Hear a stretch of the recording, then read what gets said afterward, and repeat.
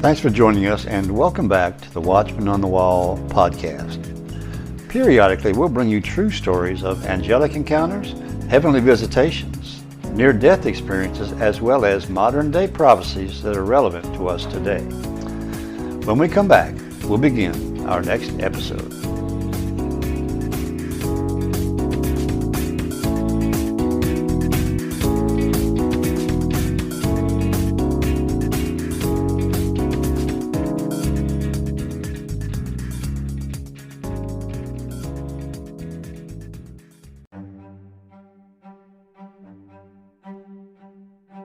Hello and welcome back to the Watchman on the Wall podcast.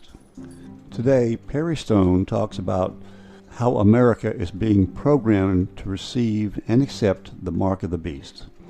We've talked on this program in the past on several episodes about how these mandates are a precursor to the mark of the beast.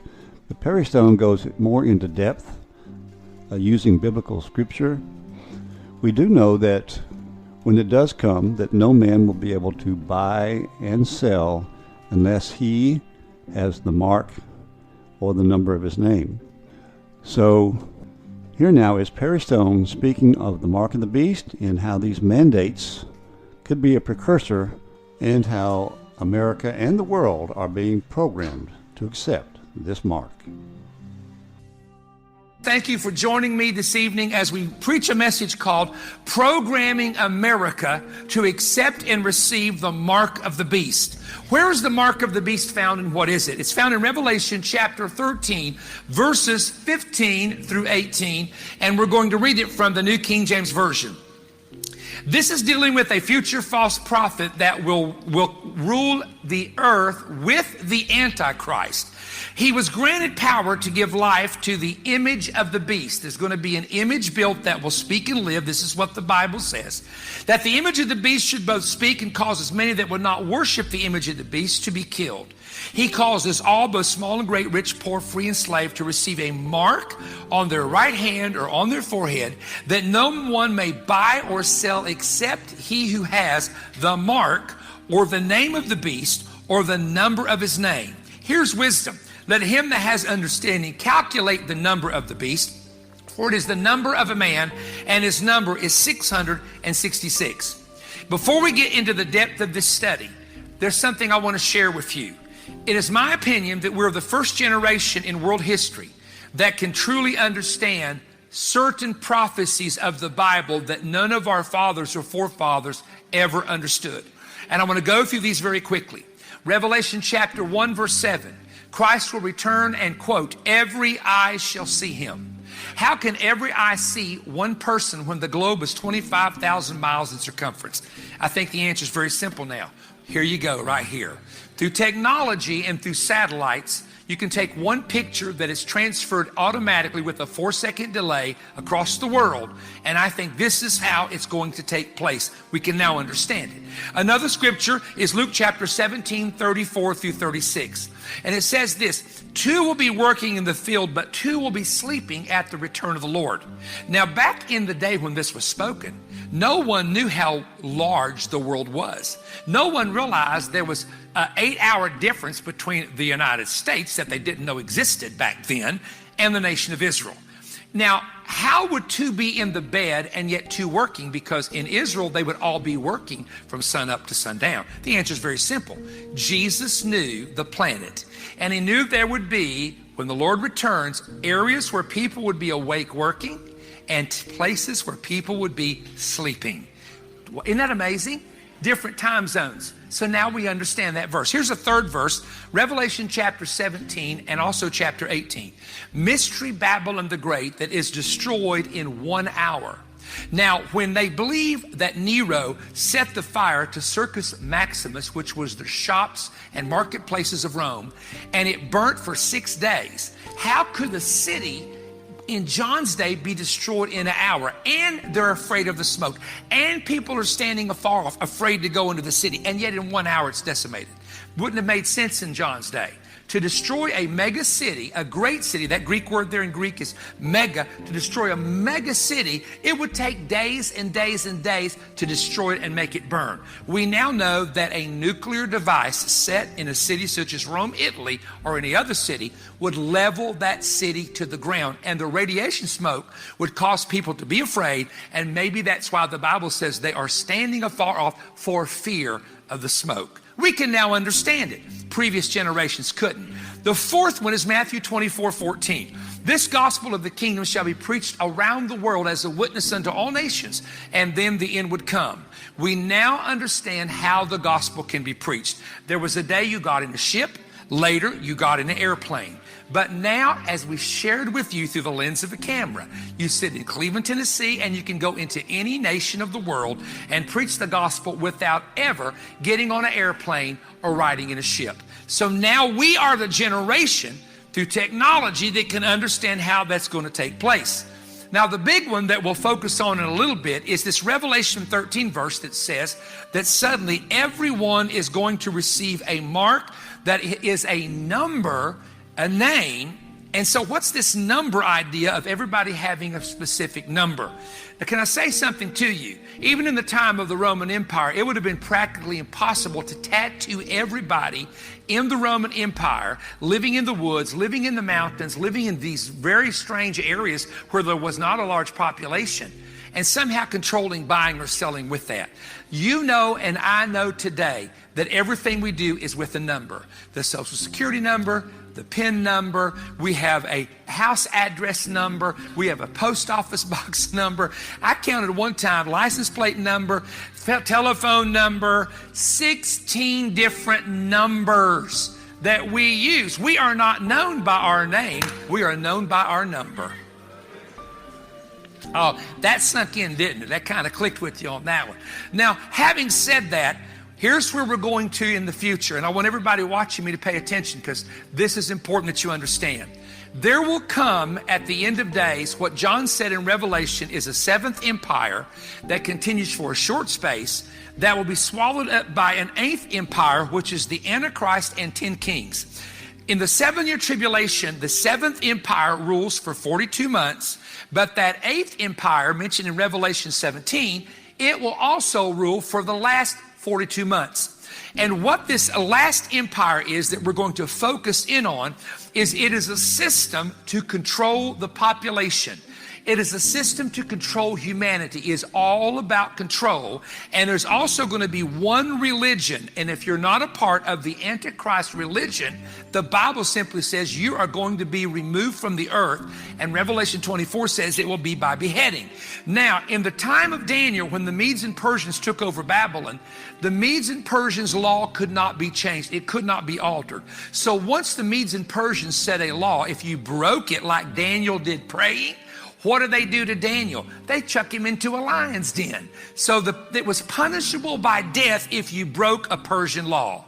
If you continue noticing in the Roman Empire, during the Roman Empire, they used their military to squelch rebellions. So if you rebelled any way against the Roman Empire, you would be arrested. You could be tried. If you're a Roman citizen, you couldn't be killed unless you went to trial first, and then they could condemn you. But you could be killed by resisting the officers of the Roman Empire or the Roman soldiers. Number 3, the Nazis marked the Jews with yellow stars. And those were the Jewish people, over 6 million or so, 1.5 million children, the rest were adults, that were taken to the concentration camps, and their lives were taken prematurely by Hitler and the Nazis and the Third Reich. Once again, I want you to notice what's happening here. It's controlling a population. It's determining what to do with that population. It's determining how to eliminate that population. And we've seen this in the world.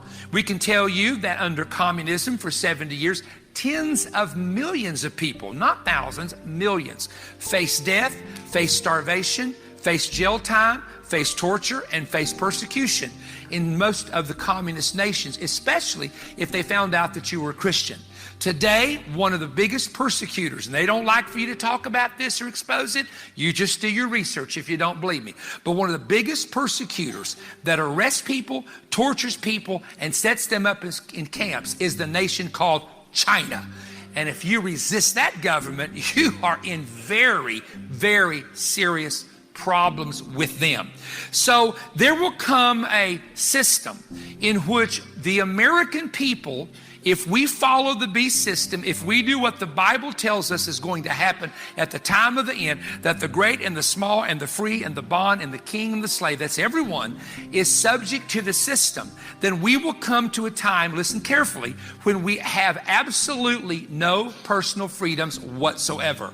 Now, we have, some call it the American dream, where you work and you save money and you invest in property, and now that is coming under all kinds of regulations. And I'm not going to preach that tonight because that's not where my message is going. But I want you to know what has to be controlled for the beast system to come in. And this is important as Americans, especially those of you that live in America, and even those that live in other countries of the world are probably seeing the same thing.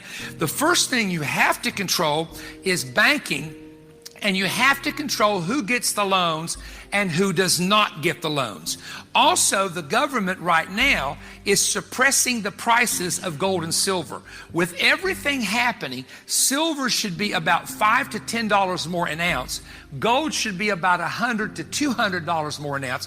When you consider 9,000 the ships that are not unloading anything, when you consider the droughts that are happening in the Midwest and 7 states, and when you consider all the shortages that are out there, but the government is suppressing the gold and silver. Roosevelt actually did a recall during the Great Depression that made it illegal for Americans to own gold and silver. Or you could own $100 worth, but all the rest of it had to be turned into the government, and it was $20 an ounce, and once the government got a hold of it, they jacked the price up to $35 an ounce. And they did it because the American people realized that the currency or the paper money was becoming worthless, and so they started investing in the metals, and that's exactly what's happening in the United States right now. I love coin dealers. I collect things, like many of you do, and I keep up with this quite extensively, so I'm familiar with it. We'll be back with more of Perry Stone right after this message.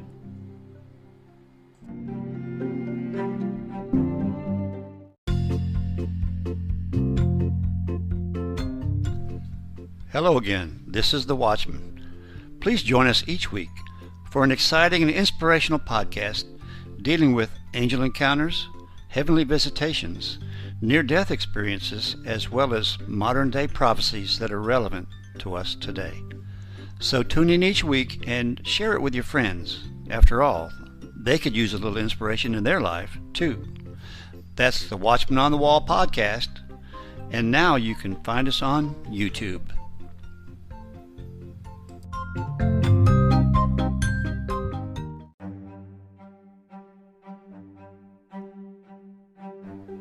We return now to Perry Stone talking about the coming mark of the beast. Secondly, now listen carefully. Secondly, there has to be a control of the land and the food supplies of the farmers who are farming the land. Now, one of our speakers shared this with me, and because this will go on television, I'm going to be careful, but he shared with me that a man in his church who has a farmer with thousands of acres received an actual letter from the federal government that said to him, if you choose not to farm your land and plow it under, we will give you $3,000 an acre for not farming the land. Now, here we are with famines in the earth, people starving in Africa, and yet we have entire places. And someone told me, I said, oh yeah, Perry, that's been going on a while, where they're paying farmers not to farm the land. And many of these farmers are saying, that's a deal. I can get more money from them for not farming and not have to work as hard as I would farming. And part of this is all the Green New Deal, because we have to have land that rests, that never can be used. So all of this is connected to that. Number 3, you have to control the water in cities. Now, in some states, because of a certain minnow that's in the streams, they cut off the water to the farmers who need the water to grow crops just to save a minnow. Aren't you glad that we're not living in the days of dinosaurs? Because there are people in certain parts of the United States that will tell us, we know Tyrannosaurus Rex got in your backyard and ate your 2 grandbabies, but we can't kill Tyrannosaurus because he is an endangered species. Phooey on you. Humans need water. Let the fish drown if he has to. Humans need water. People are poor. They're starving. They need food. And yet we do the foolish things like this in attempting to control the water supply. And then, according to the Bible, there's going to be a time when you cannot buy or sell. Are you listening, somebody? Come on. You cannot buy or sell without the mark. Now, I'm not going to go into this just yet because we're still on television, but when the program goes off, that's when I tell you all everything. So in about 22 minutes of Manifest, that's what you guys are getting watching me. When that 22 minutes is up, we'll give the Lord a clap and I'll go into stuff that nobody on TV is going to hear me say. But I will tell you this. I will tell you that under COVID, you have seen what happens. That if you have had it and you have the, help me, antibodies. I always want to say antibiotics, and that's not it, but the antibodies, then you should be able to have the freedom because there's a protection there according to doctors. However, now it's vaccine versus non-vaccine. And it's like if you didn't take that yet, you are an enemy of the American people, you're an enemy of the state, you're an enemy of the nation. And so what I'm saying is that you're seeing how that is happening, how it's taking place. Are y'all with me? But you're seeing the division that comes through that. And so what I'm saying to you is and I like what John Kilpatrick said today, what you're seeing now is a preview of things which are going to happen based on the book of Revelation. Now, the final system that's coming will be set up by one man. He will have a religious leader, and they will form their own religion called the false prophet. And this is all in Revelation chapter 13. And they will set up a system with 10 kings and 10 different nations. And by uniting those 10 nations, and these will be nations with military power and with military, and they are going to come together under this one person. And this is going to be the kingdom of the beast. The kingdom, and the beast is not his name, but in the book of Daniel, the Antichrist imagery is through animals. There's a leopard, there's a bear, there's a lion. And that's why the Bible in Daniel calls him a beast, because there is a wild animal that he is compared to. And in the book of Revelation 13, it says that this man's system is like a bear, a leopard, and a lion. Where did that come from? Go to the book of Daniel. Daniel saw the bear and the leopard and the lion, and it was Babylon and Media Persia and the Grecian Empire. So this Antichrist is going to take up all the territory of former empires of prophecy. Just go to a map, look up ancient Babylon, look up the Medes and Persians, look up the Grecian Empire, and look where it ruled, and that will be the 10 king area where the Antichrist is going to rule in the very near future. So what I want to explore, and you've got to stay with me because we're going to get real deep here in a minute, and we're going to share some things with you that I normally would never share on social media or on television. But we're going to talk about how the Antichrist system will form. We're going to talk about how the Antichrist is going to attempt to control buying and selling, which will include food and any kind of supplies that people might need. And we're going to talk about how, and I'm going to have to skirt around this, how I'm going to say this, but we're going to talk about how health issues in the future will control the masses. Thank you, all three of you that understood and read between the lines. Now, what is occurring right now? This is what we actually see taking place at the present. There's several things. Number one, we see the acceptance of going cashless. Number two, we see the acceptance of something called cryptocurrency. And number three, we hear discussions being told us by specialists, get ready for what's called the digital wallet. Now, what does all this mean? We are actually beginning to scrap our currency and our cash, and we're actually going cashless. There are entire countries right now, including China, that China, you actually use your phone and they take it out of your bank account from your phone. There is no cash. There are places in China, I just heard this from people there, that you don't spend any cash or coins at all. facial recognition when you walk in to recognize you, hand fingerprints to know where your bank account is, that it's your account, and you go to your phone and you buy your products and you hold the phone up, put your hand down, and it takes the money automatically out. And this is where they're trying to bring all of this into the United States. Now, I don't know about you, but when I go to the local Publix here to shop, they say, "Sir, you can use the scanner." I said, "No, I'll pay in cash." I mean, I don't even know how to use this, and I don't even want to use a scanner, because probably with me, I'll do the same thing 3 times and get charged 3 times for scanning the same thing. So I don't trust me. It's not that I don't trust the scanner. Now, the acceptance of crypto. Everybody here is, for example, has heard of Bitcoin. And when Bitcoin became popular, now over the past 2 years, you got this coin and that coin and that. I told my office staff, I said, I'm going to make something called Perrycoin. And all of our partners can invest in Perrycoin. No, I'm really not going to do that. So please don't write me and say, "Are you really going to do that? I'm not going to do that." But what they're doing is, this is called a cryptocurrency, and most of you know how it works. And we're not going to go into all of that, but it uses the phones and the computers.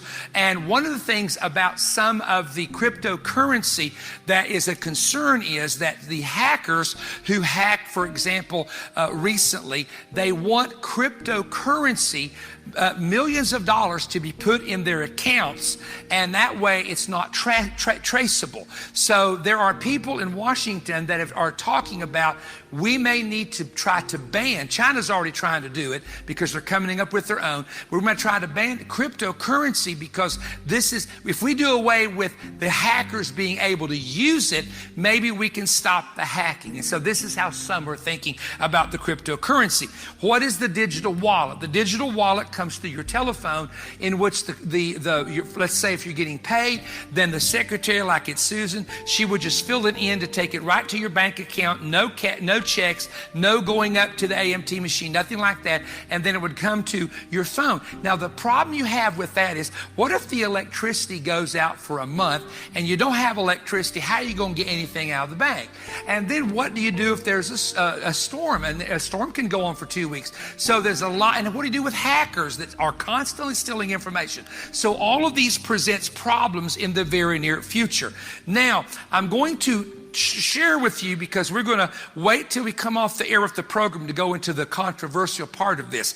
But I want to share with you something, and it's very important you understand this, that there seems to be, in my opinion, forces in the United States that are literally trying to divide this country down the middle. You've always had liberal, conservative, Democrat, Republican, but now it's got deeper than that. Now we've got anti-Christian versus Christian. And some people are trying to take advantage of situations right now simply because they hate Christians, and they think, boy, now we've got an opportunity to kind of shove them aside and show them what we really think. However, listen to me carefully. All through history, there have been times of separation, and I'm going to go through these quickly. The first big split that we find in the New Testament was in the early church over circumcision. The Jews thought that the Gentiles must be circumcised to be in covenant, but the Gentiles said, no, that's just a Jewish thing. And it literally almost split the church right down the middle. And finally, they had a big meeting in Jerusalem that the Gentiles were not under the obligation to follow the traditions or customs that the Jews were, but the Jews could do that if they wished. So they finally settled it, but there was this huge split. There was another split during the Roman Empire. And this is interesting because in the Roman Empire, they began to accept all religions. It's interesting that any god or goddess, you could build a temple. However, because Christians worshiped 1 day a week and the Romans believed you should work 7 days a week, because the Christians said we have another king and his name is Jesus, because the Christians said there's a kingdom that we're a part of that is not of this world, the Roman Empire took it as an insult and an attack on the government. And so what they did, they began to arrest Christians. Sometimes, as you know, in the Colosseum, they tortured Christians, and they did it because they considered them to be the enemies of the empire. Here's a third situation that you had to deal deal with. You will discover that in the 2nd, 3rd, and 4th century, that one of the big problems was a split on teaching in the church over who Jesus was. There were people that taught he was a divine angel that came in the flesh. There were people that taught he was some supernatural being. There were people teaching he was not the Son of God. And so all of a sudden you had heretical doctrine, a heresy, which is battling the truth. And this went on literally for many years. So once again, what happens? We see a division over doctrine and a division over teaching.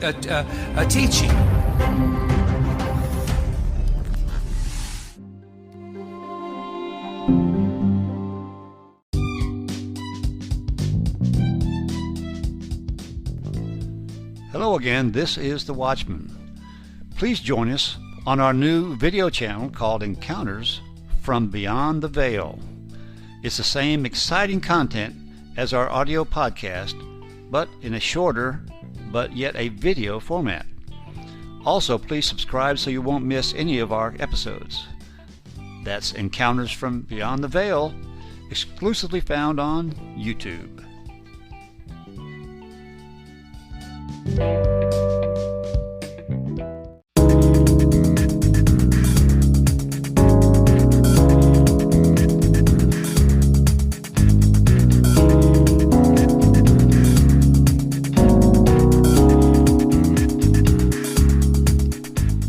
Well, thanks again for listening, and if you enjoyed this episode, please share it with your friends.